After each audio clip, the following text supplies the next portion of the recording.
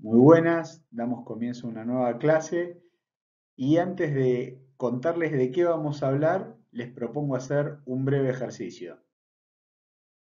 El ejercicio es el siguiente, les propongo agarrar un papel, un lápiz o anotar ahí en la computadora y que escriban qué ven en esta imagen. ¿Sí? Acá hay unas personas dibujadas con unas líneas, como se ve bien. Escriban, tómense 2, 3 minutos para contar qué les representa esta imagen, todo lo que puedan escribir. Y ahora bien, ustedes ya volvieron con algo que veían probablemente de la imagen anterior. Quería compartir con ustedes las cosas que han visto otras personas, ¿no? Cuando se les preguntaba por la misma imagen. Hablaban de un organigrama, de la estructura organizacional vertical, de un modelo de gestión, de un dibujo que jerarquiza, de jerarquías, que ordena roles, dependencias, enfoca actividades, organiza el poder, escribe funciones, ¿sí? Entonces, cuando hacemos estos 8 puntos de la imagen que veíamos, introducimos el tema de la clase de hoy. A ver si lo pueden sacar antes de presentarlo en la próxima slide. Bueno, muy bien. Entonces, como muchos sabrán, el tema que vamos a ver hoy es estructuras organizacionales, que mucho tiene que ver con la imagen que vimos recién, ¿sí? No porque una estructura sea como está ahí dibujada. Una estructura puede ser circular, una estructura puede ser triangular, vertical. De algún modo, el tema que vamos a ver hoy es cómo una empresa, cómo una organización se estructura para atender su misión, para cumplir sus objetivos. De eso se va a tratar la clase de hoy. Antes de meternos de lleno en las características de la estructura organizacional, de su definición, sí les voy a recordar lo que veíamos antes de empezar la materia. ¿Se acuerdan que había una pregunta de en qué consistía el management para Peter Drucker? Y donde él, una de las funciones que escribe, como este es un ejercicio que han respondido ustedes, ¿sí? Algunos de ustedes. Dice Peter Drucker, organizar las energías humanas para cumplir esta misión, ¿no? Que el management te ayude a organizar las energías humanas. Por otro lado, una de las preguntas era sobre esta entrevista a Steve Jobs, que él dice, la organización de la empresa funciona como una startup. Es un gran ensamble, todos tienen asignadas tareas distintas, pero a su vez complementarias. Una vez a la semana se reúnen todas las áreas involucradas, desde la dirección general se comparten algunos lineamientos, etcétera, etcétera. ¿De qué nos habla esto? ¿De qué nos hablan estos managers? De que en definitiva, a la hora de organizar un trabajo, a la hora de cumplir una misión, hay que ver cómo se estructura la organización, ¿sí? Porque podemos ser las personas más desestructuradas del mundo o las más estructuradas del mundo, pero cualquier organización siempre va a tener una estructura, con características diferentes, pero estructura y organización de recursos hay en todo emprendimiento, en toda empresa. Entonces, de lo que vamos rastreando hasta ahora, podemos dar 3 claves, ¿no? Para acercarnos a la estructura organizacional. Primero, sabemos que diseña el montaje de una empresa, ¿sí? Una estructura organizacional asigna roles, reparte las responsabilidades, qué haces vos, qué haces vos, qué haces vos. Eso también trae una división de equipos, ¿sí? En sus empresas habrá áreas, jefaturas, departamentos, direcciones. De alguna manera hay roles individuales, pero después roles por área. O inclusive a veces las áreas están todas mezcladas. Pero bueno, de alguna manera sí, los equipos se tratan de dividir según el tamaño, por supuesto, de la empresa. Hay especialización, ¿no? Cuando uno diseña el montaje de una empresa, bueno, tengo especialistas, tengo generalistas, eso por un lado. Por otro lado, una estructura organizacional moldea las áreas y las actividades, que es lo que hablábamos recién, pero ya todo esto reflejado en un organigrama y en documentos de trabajo, ya más propio de la asignación de roles. Y por último, imprime las relaciones de poder. ¿sí? En una estructura organizacional uno sabe si el poder está centralizado o descentralizado, si todo pasa evidentemente por un área para decidir o realmente hay varias áreas que toman la decisión sobre un producto. Entonces, de alguna manera, estas tres características nos van ayudando a entender qué es la estructura organizacional. Y si hay que inclinarse por alguna de las definiciones de estructura organizacional, yo me inclino por esta de Stephen Robbins, que sirve para reflejar todo lo que dijimos recién y para concluir también, ¿no? Con una definición certera. Estructura organizacional es la distribución formal de los empleos dentro de una organización, proceso que involucra decisiones sobre especialización del trabajo, departamentalización, cadena de mando, amplitud de control, centralización y formalización, ¿sí? Básicamente esto resume lo que dijimos recién, pero ahora los invito a aplicarlos a su empresa también, ¿no? Esta definición, cómo empieza a tomar carne en algo real. Y en esto también los invito a tomarse 2, 3 minutos para pensar sobre nuestra empresa. No importa si es una startup, si es un unipersonal o si hay 15.000 empleados, ¿no? Pero lo interesante de esto es ahora mirar un poco para adentro y decir, bueno, ¿alguna vez pensamos cómo está estructurada mi organización? ¿Cuántas áreas hay? ¿Qué departamentos? ¿Qué hace cada departamento? ¿Quién es el encargado de mayor jerarquía? ¿Es un CEO? ¿Son varios? ¿Es un directorio? No hay, somos 5 socios, somos 2 socios, socias que toman todas las decisiones. ¿Cuántas aprobaciones hay en el medio antes de sacar un proyecto adelante? ¿Hay alguien afuera del área que da soporte? ¿Hay alguien que nos ayuda? ¿Qué tipo de soporte es? Entonces, todas estas preguntas que dejo acá, que les invito a que las lean, paren un poco la pelota y digan, bueno, ¿alguna vez pensamos cómo funciona esto en nuestra empresa? Porque eso también nos va a dar la característica de la empresa en la que trabajamos también. Y cuando uno habla de estructura organizacional, y me imagino que recién en el ejercicio que hacían, sabiendo que varios de ustedes trabajan en compañías muy diversas, ¿sí? Por lo que he visto, algunas son muy chiquititas, otras muy grandes, otras multinacionales, otras startups,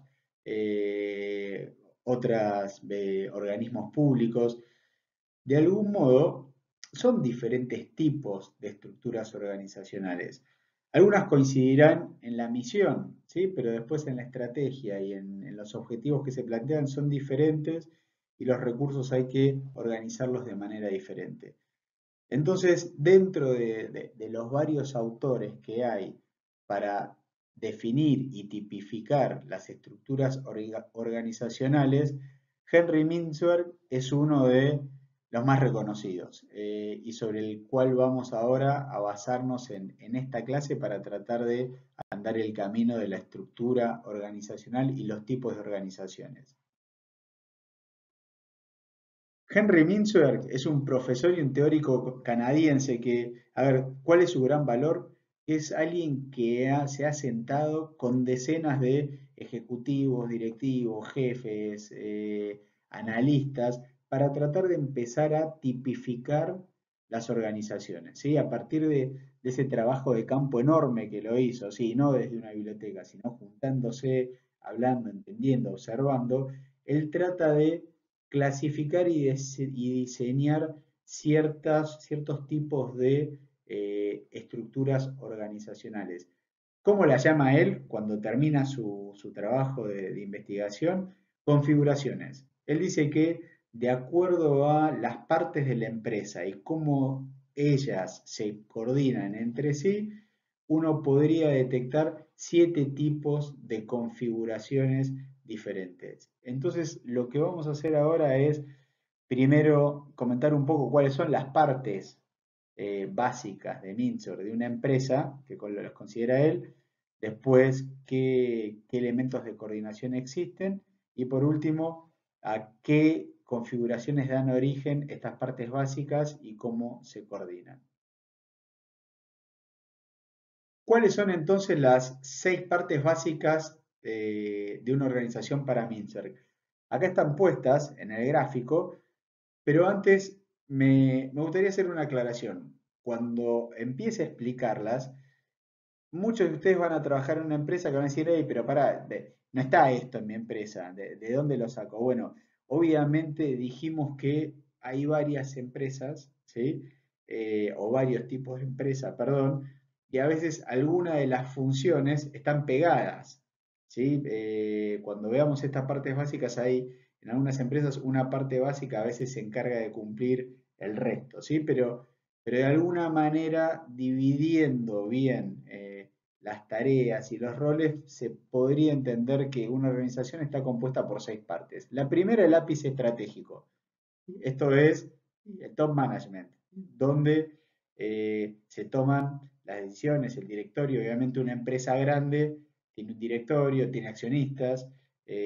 Una startup, somos 3, 4, bueno, somos el lápiz estratégico y también los que ejecutamos. Pero bueno, esto es una parte, lápiz estratégico. Después hay una línea media, ¿sí?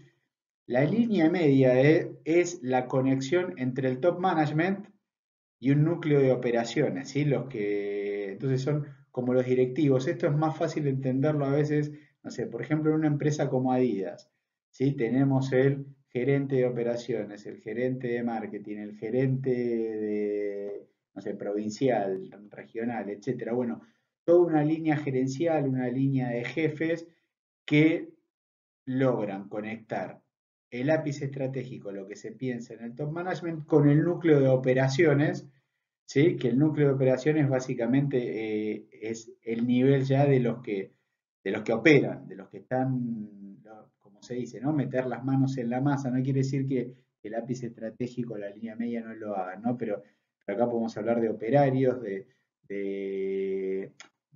siguiendo el ejemplo de Adidas, bueno, vamos a la fábrica, los que producen las zapatillas, los que están ahí en la operación, los distribuidores. De alguna manera, en esta línea vertical, ápice estratégico, línea media y núcleo de operaciones, ¿sí? Se da un flujo de información donde la línea media es un colchón de la estrategia que la absorbe el ápice estratégico y la puede bajar al núcleo de operaciones. Al lado de este eje vertical, ¿no? Vemos dos círculos, uno que dice tecnoestructura y otro staff de apoyo. ¿Qué son? La tecnoestructura es otra parte básica que hace referencia, ahí la palabra tecno lo dice, no tecnología asociada a un celular, algo que se enchufa, sino más la tecnología que tiene que ver con los procesos. Entonces, es el área o la parte encargada en una empresa de normarla, ¿sí? De escribir las reglas, de ver que se cumplan. Acá, ¿qué puede ser esto? Volviendo al caso de Adidas de recién. Bueno, quien escribe los procesos, los analistas que ayudan a que exista un proceso para todo, planeamiento, ¿sí? Puede estar ahí definiendo ciertas cosas, pero vieron que cuando uno entra a una empresa, olvidémonos de Adidas, supongamos, a Emirates, ¿no? Está todo relativamente normado. En cambio, cuando está en una startup, donde está todo por hacer, y bueno, la tecnoestructura probablemente sea un poco más chica, porque no hay tanta normativa, ¿sí? Después vamos a profundizar esto, pero acá lo importante es saber que hay otra parte básica que se llama tecnoestructura y otro staff de apoyo. Ahí se aglomeran todas las funciones como la de recursos humanos, inclusive el área legal, hasta también las áreas de mantenimiento, de limpieza. Describe acá Mintzberg que hasta un comedor puede ser un staff de apoyo, todo aquello que ayude a esta línea vertical a trabajar mejor, a organizarlo, ¿sí? Más allá de la tecnoestructura. Y por último, está la ideología, ¿sí? Como el último componente que es esa filosofía, misión, valores, está como todo medio mezclado, pero que la ideología de alguna manera resume la razón de ser de la empresa y se define acá como una parte básica también en esa estructura organizacional. Entonces, las partes de una organización dan paso, por supuesto, a la división del trabajo. Sabiendo esto, uno puede vivirlo mejor. Y obviamente, este tipo de partes básicas también dan origen, como lo muestran las flechas, a también la coordinación entre esas áreas, ¿sí? Como decíamos antes, hay algunas empresas que tienen áreas mucho mejor desarrolladas que otras o donde el poder recae más sobre una de estas partes que otras. Decíamos entonces que para Mintzberg había 7 tipos de configuraciones empresariales que dependían de dos cosas, de las partes de una empresa, pero también de los mecanismos de coordinación. Bueno, ¿cuáles son esos 6 mecanismos de coordinación que detecta Mintzberg en una estructura organizacional? O sea, ¿cómo coordinamos? ¿Cómo nos relacionamos con el otro? ¿Cómo organizamos el trabajo a la hora de salir de nuestra área, de nuestra individualidad y lograr empatizar con el otro? Bueno, hay 7 maneras, digamos. La primera es la adaptación mutua. Por adaptación mutua se entiende que uno ya coordina con un par, ¿sí? Vamos a Techín. Estamos en la planta de San Nicolás y coordinan entre dos operarios cómo sacar la plancha de acero, ¿sí? Puede ser un tipo de coordinación, ¿es así? Adaptación mutua. La otra es la supervisión directa. ¿Esto qué significa? Que hay un jefe, hay un director que coordina el trabajo con nosotros dándonos órdenes. Volviendo a la planta de Techín, por ejemplo, bueno, viene un supervisor y me dice, bueno, hace esto y saca la plancha de acero así o así, ¿sí? Entonces, eso sería la supervisión directa. Y luego están otros 4 mecanismos de coordinación que tienen que ver con la normalización, ¿sí? Acuérdense que normalización está escrito, te viene dado, lo aprendimos o lo coordinamos porque está exteriorizado. Quizás en la adaptación mutua o en la supervisión directa no hay normas. O sea, coordino porque me adapto de manera con el otro o coordino porque alguien me está dando órdenes. En la normalización se puede dar porque el proceso de trabajo está normalizado. Pensemos en una empresa como decíamos antes, como Techint, y bueno, tiene varios procesos que están normalizados. No es que llego y me adapto mutuamente con el otro o viene mi jefe, no. Bueno, hay ciertas políticas y procesos de trabajo que seguir. Me imagino que en esto los que están trabajando hoy en multinacionales, en organismos del Estado, etcétera, tengan mucho de normalización en su proceso de trabajo. Después está la normalización de los outputs. ¿Qué significa? Que el output, el objetivo que tengo que dar es lo que va a coordinar mi trabajo. Esto tiene mucho que ver con las multinacionales. A veces que pensemos en un Google, por ejemplo. Bueno, vos trabajás, porque decir trabajo por objetivos. Bueno, el objetivo me coordina el trabajo, me lo normaliza. ¿Sí? Eso es lo que entiende Mintzberg con una normalización de los outputs. Por otro lado está la normalización de las habilidades. ¿Esto qué es? Es básicamente que tu habilidad viene normalizada de tu formación. Por ejemplo, un médico.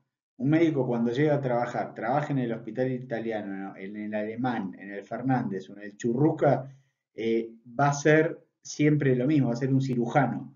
¿Sí? Va a tener su práctica, obviamente con ciertas variantes, pero va a ser cirujano, va a ser pediatra.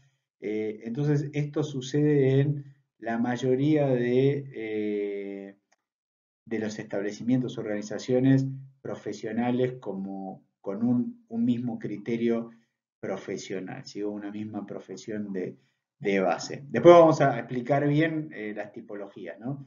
Y por otro lado, la normalización de las reglas. Acá es, bueno, estoy en una organización donde hay ciertas reglas y no me puedo mover de ahí y eso dicta mi coordinación. esta ya es más, tiene que ver más con las organizaciones religiosas, filosóficas, ideológicas, donde tenés que normalizar esas reglas para convivir. Por eso quizás no se aplica tanto a sus trabajos o no se me puede ocurrir un ejemplo sobre una de sus empresas, pero bueno, es un tipo de coordinación en una organización. ¿Sí? Entonces, 6 partes básicas, 6 mecanismos de coordinación. Volviendo entonces al principio, ¿no? Cuando decíamos que Mintzor encontraba 7 tipos de configuraciones de las organizaciones. ¿De dónde las saca él? Bueno, viendo el cuadro este de la derecha, el dibujito, él dice que en las organizaciones siempre hay una parte que tiene más poder, ¿sí? Que es la que más peso ejerce. En algunas empresas será la tecnoestructura, en otras el lápiz estratégico, el staff de apoyo, etcétera. Ahora lo vamos a ver bien. Pero que cuando esa parte ejerce más poder o más presión, de alguna manera tiene asociado un mecanismo de coordinación. ¿Sí? O sea, si pensándolo en nuestra empresa, si el lápiz estratégico en nuestra empresa es quien tiene más poder, bueno, va a implantar un mecanismo de coordinación del trabajo que Mintzor entiende que siempre predomina uno, ¿sí? En el caso del lápiz estratégico es la supervisión directa. Dicho esto, y antes de entrar a cada tipo de configuración, es bueno aclarar lo que siempre aclaro. Son modelos. ¿Sí? Uno puede decir, no, pero esto pará, porque en mi empresa pasa esto y en realidad no se termina de acoplar.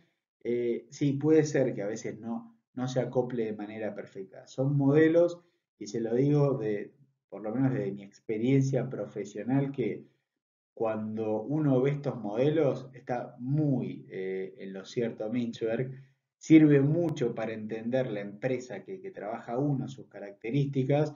Entonces, más allá de cualquier imperfección del modelo, está como muy bien categorizado. Por eso también lo enseñamos en esta parte teórica. El primer tipo básico de organización para Mintzberg es la empresarial.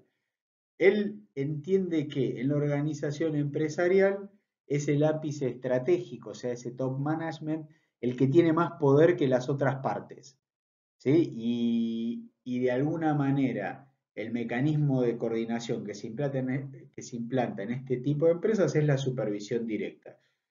Típico caso de una pyme, ¿sí? No sé si alguno ha tenido oportunidad de trabajar o trabaja en una pyme, supongo que sí por ver las empresas donde trabajan, pero muchas veces es el dueño o CEO que está en todo, ¿viste? Saca la fotocopia, te pregunta por qué compras esta agua mineral y está juntándose con, no sé, con el presidente o el gobernador para delinear la estrategia.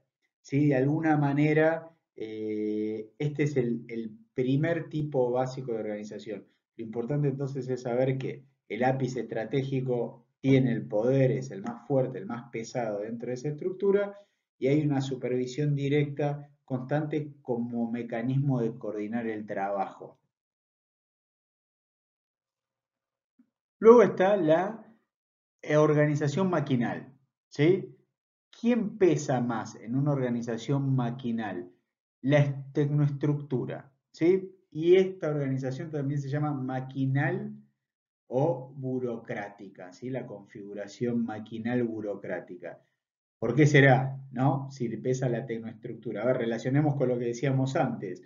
La tecnoestructura era el área encargada de normalizar, de que se cumplan procesos, de que esté todo en orden, de dar poco espacio a la incertidumbre. Pensemos en una empresa como Adidas, como Techin, bien industrial, ¿sí? Que tiene que funcionar perfecto. Obviamente ahí no nos podemos permitir que no haya procesos, ¿sí? O que no estén normalizados. Por eso el mecanismo de coordinación que predomina en una organización maquinal o organización burocrática es la normalización de los procesos. Suena feo cuando uno lo dice así, ¿sí? Porque va a decir burocrática, pero no está ni mal ni bien. es el tipo de organización que ayuda a cumplir ciertos objetivos, porque obviamente acá no es la inspiración que veíamos antes del lápiz estratégico del dueño que se mete en todo y bueno, acá sí ya hay ciertas reglas. Probablemente el dueño te permita en una organización empresarial hacer las cosas más rápido, salen como piña, pero también hay una incertidumbre enorme. Acá tenés más seguridad, un poco más de burocracia, pero bueno, en la organización maquinal es la tecnoestructura la encargada de normalizar los procesos, la que pesa más y donde el mecanismo de coordinación es o se da a partir de todos esos procesos normalizados.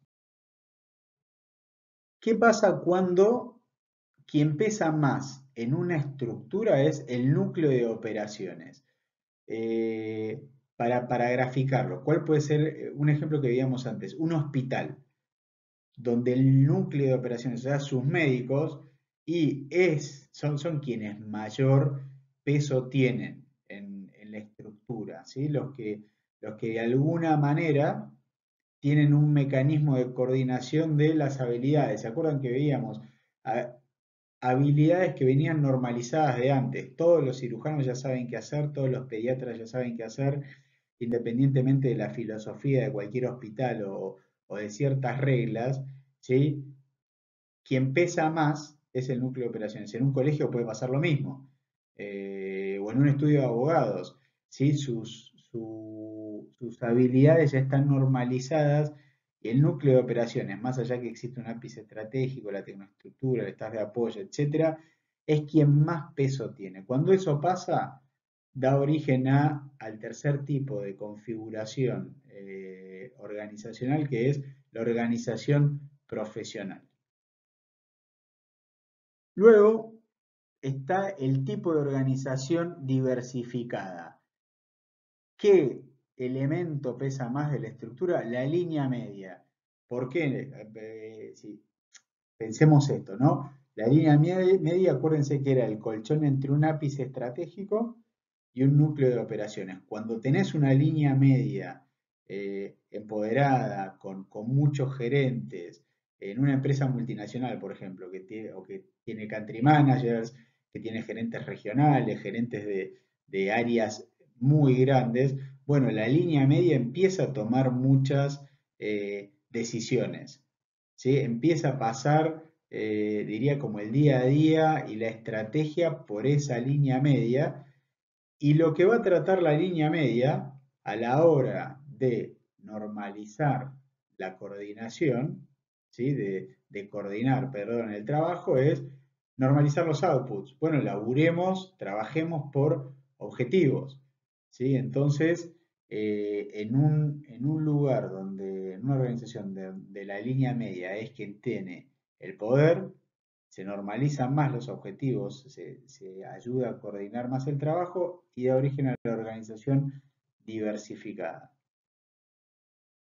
Por otro lado, y en esta organización nos vamos a detener más adelante, entonces voy a pasar rápido, cuando el peso lo tiene el staff de apoyo, ¿sí? Sobre todo las áreas de recursos humanos, de organización del talento, eh, da origen a una organización innovadora, donde el mecanismo de coordinación del trabajo es adaptación mutua. Ahora vamos a tratar de desglosar un poco más esto que Mintzberg llama organización innovadora o adocracia, ¿sí? Pero parte de algo básico, que hay mucha más libertad para trabajar, ¿sí? Ya la coordinación del trabajo viene de un staff de apoyo que trata de ir uniendo las diferentes partes de la empresa, pero dando origen a un ciclo o a procesos innovadores y que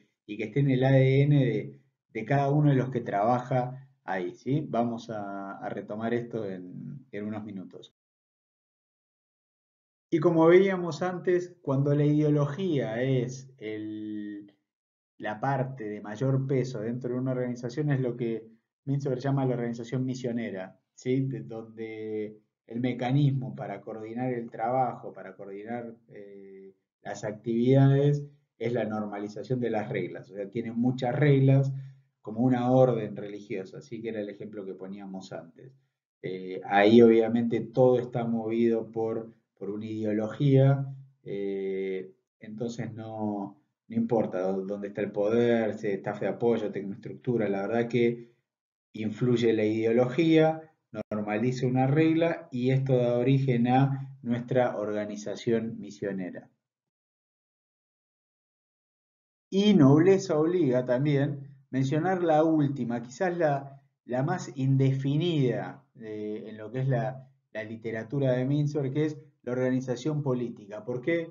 Porque acá quizás hay tal disparidad en las organizaciones políticas. A veces es el staff de apoyo, otra el lápiz estratégico, tecnoestructura. Lo que ahí no identifica o no se logra identificar muy bien es el peso de alguna de estas partes.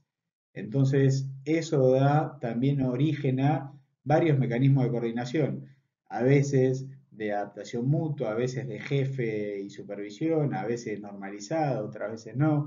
Entonces, esto es lo que se concibe como una estructura organizacional política. Quizás esta sea también un poco la más polémica, ¿no? Porque uno puede decir, no, pará, yo trabajo en una organización política, ¿sí? O en un ente gubernamental, así, así, así. Bueno, no quiere decir que por trabajar en el gobierno o en un partido político no pueda ser una organización profesional o innovadora o empresarial, pero sí suelen ser los partidos políticos o las organizaciones políticas tener esta característica de que ninguna de las partes pesa más que la otra y los mecanismos de coordinación del trabajo suelen ser variados.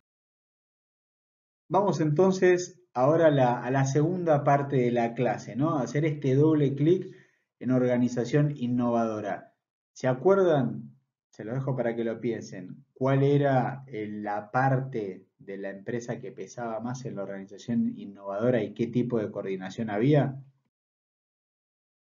Esta es la respuesta, ¿no? La parte que más pesa es el staff de apoyo y el mecanismo fundamental de coordinación es la adaptación mutua. Por supuesto que hay una característica más que el tipo de organización es una descentralizada, ¿sí? Obviamente en una organización innovadora, si hay centralización, poca oportunidad tiene de innovar también, ¿no? Pero un poco eso es lo que Mintzberg describe en su teoría, obviamente la habrán leído del capítulo de organización innovadora.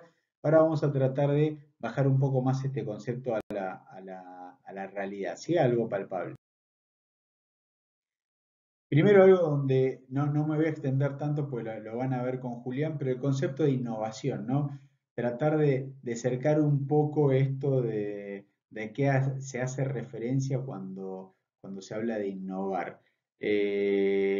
Solo para agregar de lo que hayan visto con Julián, podemos decir que la innovación de alguna manera permite generar este valor diferencial porque te permite separarte de la oferta de tus competidores, porque te ayuda a progresar como organización, ¿sí? Un poco la organización innovadora va creando nuevas ideas todo el tiempo, ¿sí? Va mejorando un producto, va creando valor, va introduciendo novedades, como la palabra lo indica. Y para eso sí, una organización innovadora tiene ciertas características. En pocas palabras, para definir lo que es una organización innovadora, podemos decir que es aquella capaz de alcanzar innovaciones complejas a partir de una estructura orgánica y descentralizada, donde sus empleados se estructuran en función de la solución de problemas. Eso es el concepto, ¿no? Que ya desglosa ciertas cosas esta definición. Primero, estamos orientados a la solución de problemas. Ya ¿se acuerdan el organigrama que veíamos al principio? Cómo cómo destinar los recursos, cómo hacer, bueno, una organización innovadora los estructura a partir de un problema. Resolvamos esto y vamos a estar orientados hacia allá. ¿Sí? No siempre pasa eso. Hay organizaciones que lo estructuran a partir de especializaciones, otra a partir de los clientes que tendrá que atender, de la industria, de lo que saben hacer. Bien. Segundo, está focalizada en el cliente. Obviamente, una organización innovadora pues tiene mucho que ver con esto de atender problemas. Es eficaz para la innovación, tiene una ausencia de estructura y de roles funcionales difusos, después vamos a hacer un doble clic sobre esto, y predomina el entorno, que configura y reconfigura a la organización. Esto también lo vamos a ver porque es muy interesante. Obviamente, alguien que está dispuesto a innovar tiene que estar totalmente ávido a que el entorno va y viene, lo hace venir, porque si te quedas con una idea fija y el entorno cambia y probablemente te cueste mucho más adaptarte si no sos innovador. Muchas veces mirando o tratando de traer un ejemplo que digan, bueno, ¿qué empresa puede ser innovadora? Primero, los invito a ustedes a pensar si están dentro de esa empresa innovadora. Y después Globant. Globant es un claro ejemplo de este unicornio argentino, ya multinacional, con casi 15.000 empleados, que sigue siendo una organización innovadora. ¿Sí? ¿Por qué? Porque de alguna manera, esto en una charla con Guibert, que es uno de sus fundadores, de sus 4 fundadores, él me contaba, mirá, nosotros tenemos ese espíritu innovador. Y hay 3 cosas que siempre nos mantienen eso. Primero, tratamos de tener un framework claro de trabajo, no mucho más, ¿no? Si bien obviamente es una empresa de sistemas de desarrollo, pero no hay mucha normalización. Él dice, mira, mientras tengamos un framework claro de trabajo, buenos proveedores y una supervisión mínima, el trabajo fluye, el trabajo te permite innovar. Esa coordinación que decíamos de adaptación mutua se da y es una empresa que tiene en su raíz las características que veíamos antes de esto de innovar. De hecho, ahora vamos a ver un ejemplo dentro de lo que es su política corporativa. Esto se puede ver en la web de Globant. Estamos construidos, dice, alrededor de una estrategia de pots, de macetas, radicular, ¿sí? De alguna manera se construye y es parte de su esencia. Lo dice en su web. ¿Cómo monto yo mi estructura? ¿Con un organigrama? No. Dentro de lo que puede ser considerado como una maceta, bueno, ahí nos juntamos un equipo de trabajo. En otra nos juntamos un equipo de trabajo. Y de a poco todo eso está interconectado entre sí. Y eso que fomenta una descentralización, pero a la vez un giro muy rápido de la innovación en la empresa. Y si bien este es un ejemplo mucho más cómico y que pueden hoy varias empresas ofrecer eso, Globan desde hace 10 años viene ofreciendo lo que ellos llaman el peluglover. ¿Sí? Ya hasta la manera de nombrar un peluquero, ese servicio de peluquería dentro de Globant, que lo llaman el peluglover. El Glover es el que trabaja en Globant, ¿sí? Entonces, te, te da esa coherencia corporativa de decir, bueno, todo lo que hacen lo hacen innovador, lo fomentan, que también, no solo desde el trabajo, sino desde lo que se le ofrece de otras áreas para mantener ese espíritu como despierto. Y acá también una aclaración muy importante. Organización innovadora no es lo mismo que innovación dentro de una organización. Y esto, traigo acá el ejemplo de Arcor, ¿sí? Con su Natural Break, que es un producto que ganó, ¿sí? Por innovación en cuanto a entender el mercado de la alimentación natural. Y la verdad que Arcor innovó, e innovó muy bien lanzando ese producto. Pero bueno, eso no quiere decir que Arcor sea una organización innovadora. su manera de hacer estrategia, su manera de administrar los recursos humanos, su manera de salir al mercado, no es propia de una organización innovadora. Sí es propia de una organización que invierte en innovación y le sale bien, pero son dos características diferentes. Ahora vamos a terminar de concluir organización innovadora para que quede bien claro de qué hablamos cuando hablamos de eso. Vamos a hablar de estas cuatro partes de la organización innovadora, de su estructura, de su estrategia, del contexto donde operan y de las desventajas que tienen. Uno de los aspectos centrales de la organización innovadora es su estructura, ¿sí? Y acá vale la pena aclarar esto. Cuando hablamos de este tipo de organización, sabemos que ella es orgánica, que es fluida. ¿Qué significa orgánica? Bueno, no es algo rígido. La verdad es que la organización innovadora va flotando un poco de acuerdo al contexto y se adapta rápidamente. Por más, como veíamos recién, que tenga 15.000 empleados como Globant, se adapta enseguida. Vos venís con el problema Z y Globant de alguna manera va a adaptarse para, obviamente dentro de su área de competencia, va a adaptarse para hacerlo. A veces esto se relaciona mucho más con las organizaciones chiquitas, que vos decís, bueno, somos tres, cuatro, hacemos todo, de todos hacemos todo.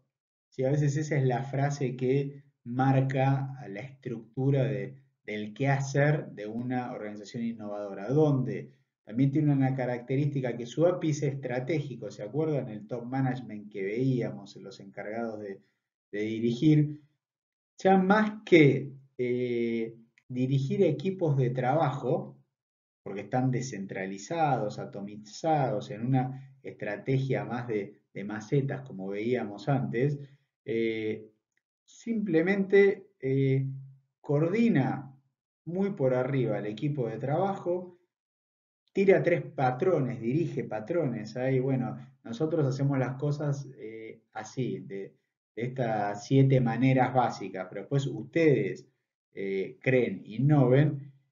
Y por otro lado, ya ese ápice estratégico se dedica a estar en el mundo exterior. Somos los que nos juntamos con el gobierno, no sé, con accionistas, si tienen varios accionistas. Es la conexión con el mundo exterior. Entonces, de alguna manera, en esta estructura, también los expertos van a estar diseminados en varios equipos. No está el área de tal cosa o el área de tal otra y se trabaja en silos. Está todo muy mezclado, fluye, todo es orgánico y la empresa se maneja en estos equipos más chicos interdisciplinarios de trabajo. Por otro lado, la empresa, a la hora de diseñar la estrategia, ¿sí? ¿Qué hace una empresa innovadora? Viene con un Excel o con un PowerPoint de acá a 5 años y probablemente no. Esto no quiere decir que la empresa no tenga visión, que no sepa en qué industria juega, a qué negocio quiere ir, pero sí tiene una estrategia mucho más orgánica también. De hecho, la manera de hacer estrategia, y que esto también lo sostiene Mincer, en una empresa innovadora es la radicular. ¿Qué es armar una estrategia de manera radicular? Lo vamos a ver ahora. ¿Por qué Mintzberg entonces llama estrategia radicular a la manera que las organizaciones innovadoras elaboran un plan? Porque él lo compara a que este tipo de plan o de acciones, estrategias que sigue una empresa aparece como una mala hierba, ¿sí? O sea, antes de definir hacia dónde va la estrategia, se empiezan a hacer cosas en la empresa que se arraigan como los yuyos, que empiezan a multiplicarse, ¿sí? Antes de que alguien pueda decir, bueno, vamos a ir por no sé, el mercado de los celulares con este tipo de características, bla, bla, bla, bla, bla. Bueno, pasó la acción antes, no hubo una definición de estrategia, sino que se empiezan a hacer cosas que se arraigan en la empresa y eso de alguna manera después da origen a la estrategia. ¿Sí? O sea, no hubo como, bueno, yo hago esto porque lo planeamos, no, lo empecé a hacer porque funcionaba. Se empezó a arraigar, la gente se empezó a sumar y eso terminó en una estrategia, ¿sí? Eso es lo radicular, eso es todo lo que se va extendiendo. Acá les doy un breve ejemplo de mi vida laboral, ¿no? Cuando trabajaba para Grupo Vida, yo era gerente de negocios. Me acuerdo que la CEO de la empresa también, de una empresa muy innovadora en su concepción, me dijo, mira, Federico, lo que necesito es llevar mi negocio de ebooks a Latinoamérica. Nada más. Entonces dije, bueno, a ver, ¿por dónde empezar? ¿Sí? Recién me metía también en eso. Tenía que diseñar una propia estrategia, pero era imposible decir, bueno, vamos a ir a incentivar este negocio de ebooks o a los consumidores finales, o a los gobiernos, a las empresas. Entonces empecé disparando varias acciones a la vez. ¿Qué pasó? A los 2, 3 meses ya empecé a tener alguna respuesta positiva del lado de los ministerios que había tocado la puerta, ¿sí? Ministerios de Educación y de Cultura en diferentes países de Latinoamérica. Empresas privadas nada, consumidores finales, las acciones que habíamos hecho tampoco resultaban y bueno, de a poco se empezó a arraigar esto del trabajo en ministerios, empecé a convencer yo también al equipo, a mi equipo, al equipo interdisciplinario de la empresa y obviamente también a mi jefa, a decir, bueno, mira, por acá vamos. Y empezamos a partir de eso a desarrollar una estrategia y decir, bueno, en estos 6 meses funcionó. En los próximos 6 meses tengamos ya más una hoja de ruta de cómo vamos a abordar a todos los ministerios de educación y de cultura para ser efectivos y traer negocios. Entonces, ¿eso estaba planificado? ¿Estaba dentro de la estrategia? No. Pero la estrategia, esa acción fue o hizo que definiéramos la estrategia de gobierno y descartáramos otras. Primero la acción se extendió como suyo y eso derivó en la estrategia. Y por último, para cerrar toda esta elaboración de estrategia en organización innovadora, obviamente, como veíamos recién en el ejemplo, evoluciona de abajo hacia arriba, ¿sí? La mayoría de las veces de los equipos, y arriba ya dicen, bueno, hagamos esto. Eh, Está moldeado y no dirigido por la dirección, esto también es fundamental. No es que ahí vos tenés un director todo el tiempo dándote órdenes. Simplemente lo moldea, pero los equipos de trabajo están descentralizados, se autodirigen. Y obviamente hay mucho ciclo de convergencia, de repente está todo bien, todo converge, pero enseguida pues, todo explota y se hace un poquito más ineficiente. Y obviamente las organizaciones innovadoras no son parte de todas las industrias, no están en todos los contextos, ¿sí? Cuando existe una organización innovadora, probablemente el contexto es dinámico, ¿sí? La industria donde opera es dinámica, es compleja, tiene una alta tecnología, tiene cambios todo el tiempo de producto. Imagínense que hablábamos recién de Techint.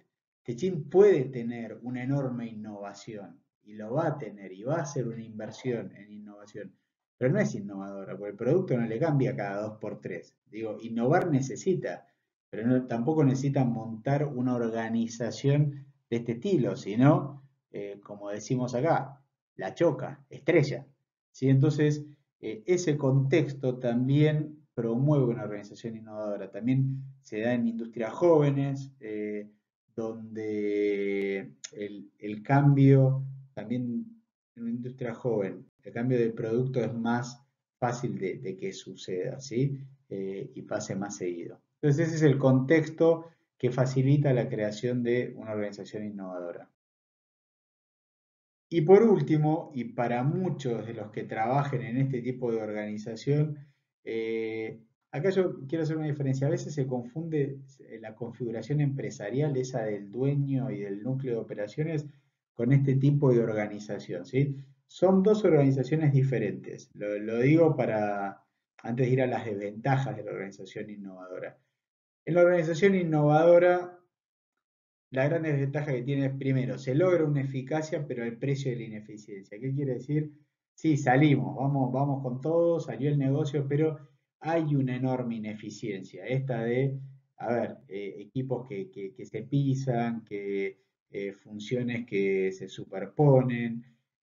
Bueno, puede traer una ineficiencia y a veces promover un poquito el mal humor, ¿sí? Por esta ambigüedad que sí, bueno, pero esto lo hacía yo y bueno, eh, eh, a veces es un lío, ¿sí? Toda esta innovación, pero bueno, la verdad es que la marea te lleva, te hace innovar y bueno, a veces se da ese contexto de ineficiencia. Por otro lado, son organizaciones que tienen una baja lealtad hacia la empresa, pero no al proyecto. O sea, volviendo al caso de Globant, no estoy enamorada o enamorado de Globant, ¿sí? Pero sí de mi proyecto. Entonces, como trabajo en ese proyecto, le soy fiel. Ahora termina, me desmotiva, etcétera. Ahí hay un gran desafío de la organización innovadora de mantener a la persona, al talento ese para que no se vaya. Y por otro lado, son empresas que suelen, a veces hay excepciones, pero suelen dar una escasa capacitación, ¿no? Porque dependen mucho también de del talento que uno tenga para dar. Muy bien, hemos llegado al final de esta explicación. Obviamente da para hablar muchísimo, porque además es un tema recontra interesante este de las organizaciones. Más allá de los conceptos teóricos que repasamos recién, a mí me interesa mucho que también lo piensen hoy para esos lugares donde están trabajando. A veces uno siempre dice, uy, ¿cómo me gustaría trabajar acá? ¿Cómo me gustaría trabajar allá? Mirá los problemas que tengo acá, mirá los problemas que tengo allá. Creo que uno primero debería sentirse cómodo en una organización que sabemos que ninguna es ideal. Vimos que cada organización tiene sus desventajas, sus características, entonces pensar también el tipo de organización en la que nosotros estamos trabajando nos ayuda a sacar más provecho, a estar más contentos, a decir, bueno, la verdad que así son las reglas, mi empresa está normalizada de esta manera, o mi empresa es empresarial o es innovadora, y con eso voy lidiando, pero hay una realidad que a veces no se puede cambiar ahí, en ese ADN o tipo de configuración empresarial. Y saberlo puede dar una buena ventaja. Así que bueno, muchas gracias, nos vemos el viernes y cualquier duda nos